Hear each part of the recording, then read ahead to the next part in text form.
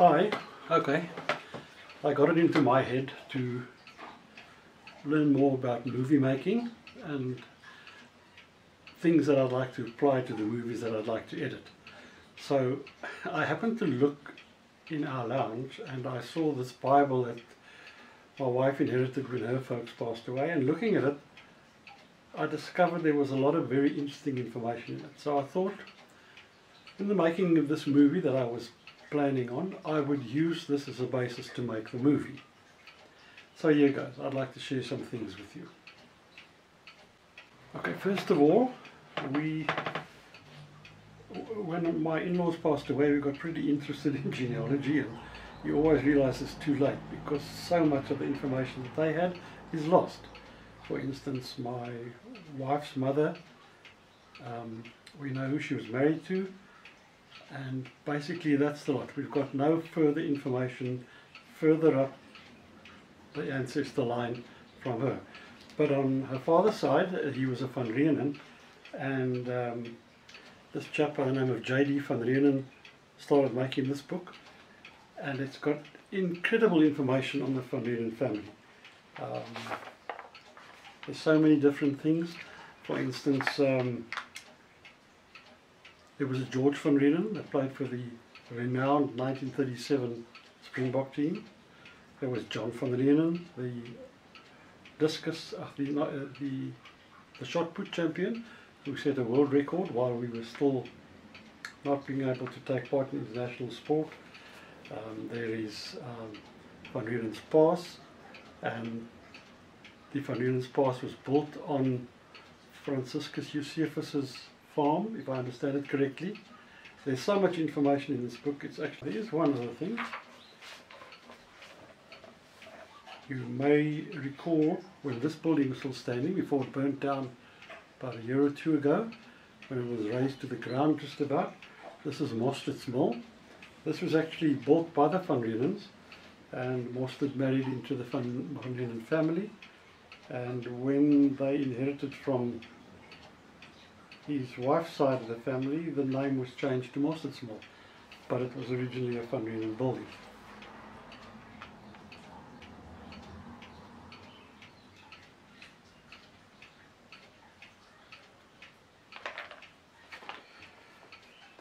Then there's also mention here of the chap that went to the Grosvenor when it sank off the Ponderland coast, and he was one of the people that made up the second search party to go and try and find survivors of that sinking of the Grosvenor.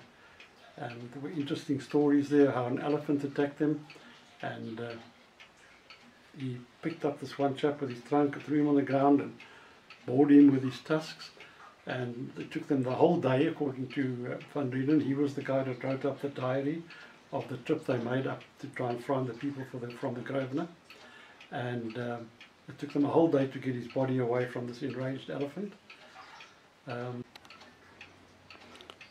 This again is the Bible that was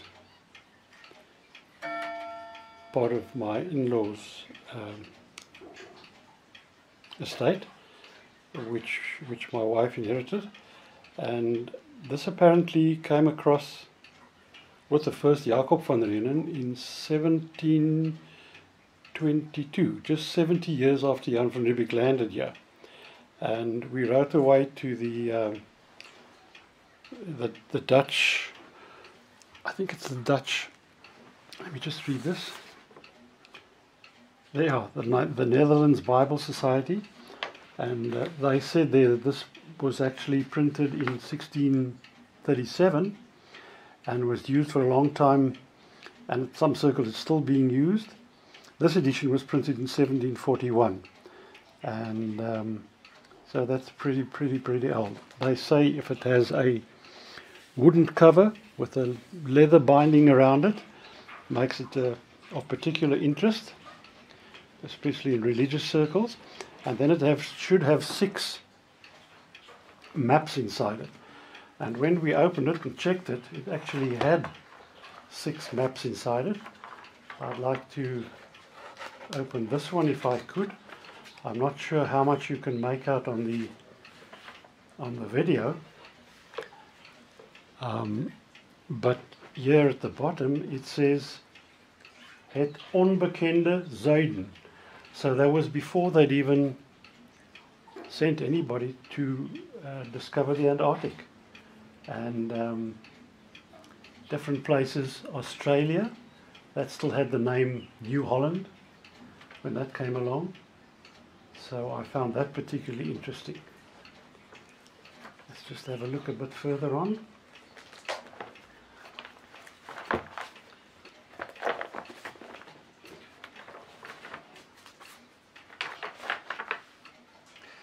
That one I couldn't quite follow exactly where it was from. This one, interestingly, reads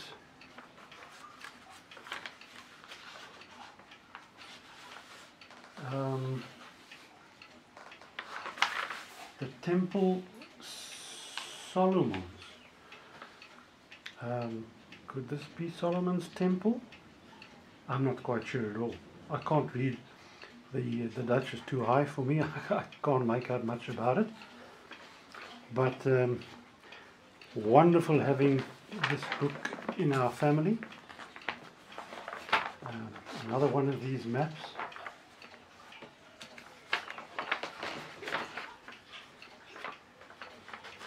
This one talks about the Zoutzeer, the Dode Zee, surely the Black Sea, and the Caspian Sea, I should imagine. And there's the Galilean Sea. So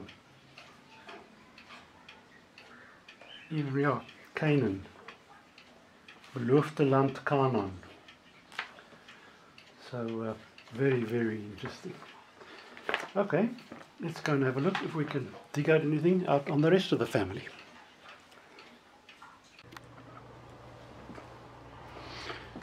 And I have no doubt that a lot of you will recognize this as the genealogy site, and I'd love to go on with this, but it's a big job getting all this stuff together. What's interesting is that this particular guy, he was my second great-grandfather, Jehu Wilhelm Albert von Schlichts, and he discovered copper in Namaqualand. And the family story always goes that okay, this is my mom here, and that's him there, so he's my second great-grandfather. The story goes that he went up to, after finding it there, let me just get the right stuff here.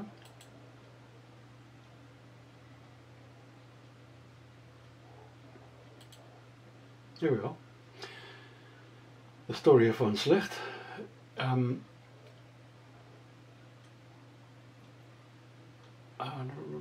Yeah, it's just, this was a story in our family which I'd never really believed, but looking up at Lawrence Green's book, I came across this comment. A few years after the South African mining company wound up its affairs, a German named von Schlichts went to Namaqualand and stopped at a farm called Springbokfontein.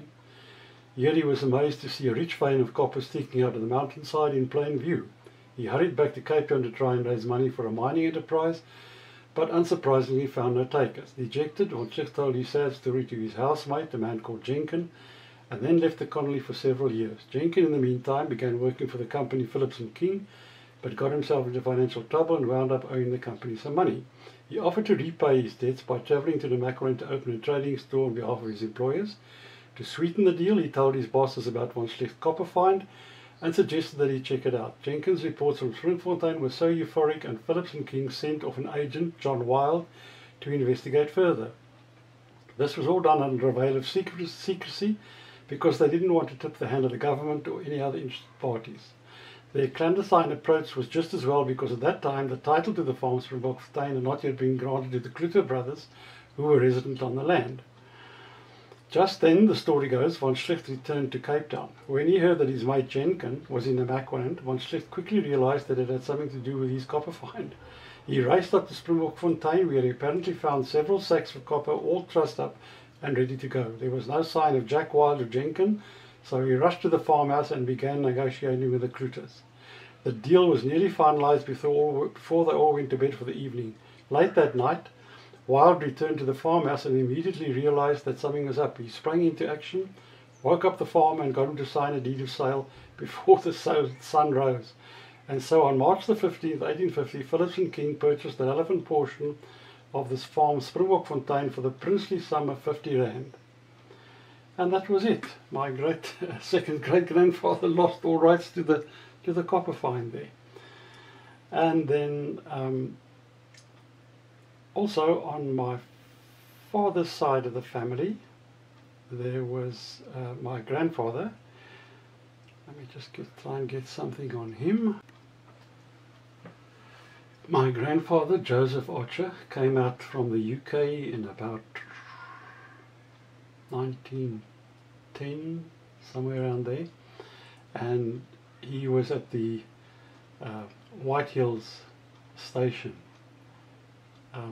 This is still, he then started a garden, a succulent garden at White Hills, and he was eventually appointed the curator of that, and it ended up moving to Worcester, where it currently is still on the go. And this is one of the old pathways that he laid out all by himself, and it's a pretty desolate looking place. I can just imagine my grandmother, who had to raise 6 or 7 children, coming out from a Ophelia dance at that stage, UK, to live in this place called White Hills, where there was just a single building almost.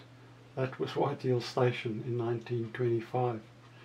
So he had a number of plants named after him that he discovered in the Karoo.